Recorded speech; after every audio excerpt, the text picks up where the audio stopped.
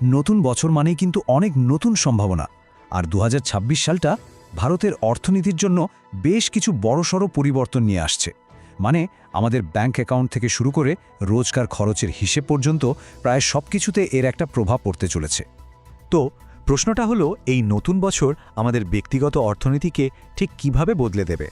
চলুন একবার দেখে নেওয়া যাক ২০২৬ সালের কিছু জরুরি ডেডলাইন, দামের ওঠানামা আর নতুন নিয়মকানুন, যেগুলো আমাদের অর্থনৈতিক জীবনকে একটা নতুন রূপ দিতে চলেছে। আচ্ছা, কোন জিনিসের দাম বাড়ছে বা কমছে সেই আলোচনায় যাওয়ার আগে দুটো খুব জরুরি ডেডলাইনের কথা জেনে রাখা দরকার। এগুলো কিন্তু একদমই মিস করা চলবে না। তারিখটা মাথায় গেঁথে নিন, ২০২৫ সালের ৩১শে ডিসেম্বর।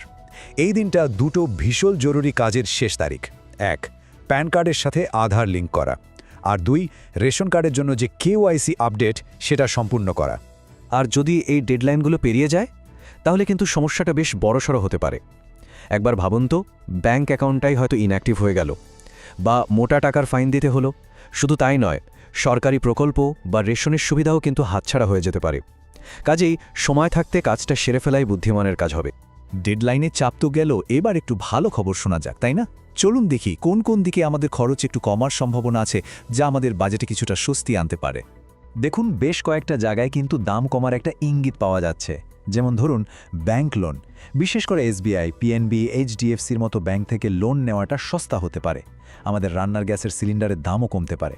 শুধু তাই নয়, মোবাইল, টিভির মতো ইলেকট্রনিক্স জিনিস, এমনকি দুধ, চিনি, তেলের মতো কিছু খাবারের দামও কমার সম্ভাবনা আছে। আর হ্যাঁ, ইলেকট্রিক গাড়ি বা কিছু মেডিকেল ইকুইপমেন্টও আরও সাশ্রয়ী হতে পারে। এখানে একটা বেশ মজার ব্যাপার আছে। শোনা যাচ্ছে এই যে দাম কমার সম্ভাবনাগুলো, বিশেষ করে রান্নার গ্যাসের মতো জরুরি জিনিসের ক্ষেত্রে, এর পেছনে কিন্তু সরকারের আসন্ন বাজেট আর ইলেকশন সাইকেলের একটা ভূমিকা থাকতে পারে। কিন্তু সবকিছুরই তো একটা উল্টো পিঠ থাকে, তাই না? একদিকে যেমন কিছু খরচ কমছে, তেমনি অন্যদিকে বেশ কিছু জরুরি জিনিসের দাম কিন্তু বাড়ারও আশঙ্কা করা হচ্ছে। আর এটা আমাদের বাজেটে বেশ ভালোই চাপ ফেলতে পারে।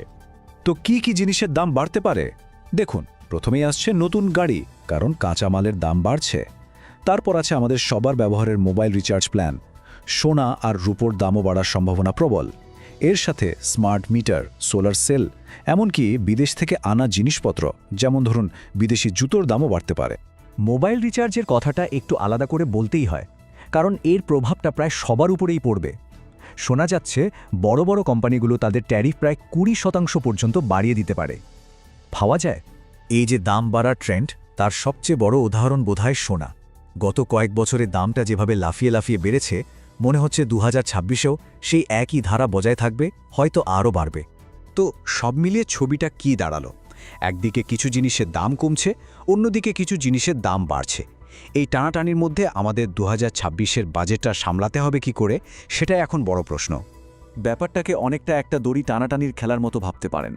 একদিকে সস্তা লোন, খাবার বা ইলেকট্রনিক্সের মতো কিছু জিনিস বাজেটে একটু স্বস্তি দিচ্ছে, কিন্তু ঠিক তার উল্টো দিকে গাড়ির বাড়তি খরচ, বেড়ে যাওয়া মোবাইল বিল আর চড়া সোনার দাম বাজেটকে অন্য দিক থেকে টেনে ধরছে, চাপ বাড়াচ্ছে। তাহলে ২০২৬-এর এই অর্থনৈতিক পরিবর্তনের প্রেক্ষাপটে একটা প্রশ্ন কিন্তু থেকেই যাচ্ছে। এই যে এত কিছু বদলাতে চলেছে, এই পরিস্থিতিতে আমাদের নিজেদের বাড়ির বাজেটে ঠিক কোন দিকটাতে নতুন করে নজর দেওয়াটা সবচেয়ে বেশি জরুরি হয়ে পড়বে বলে মনে হয়?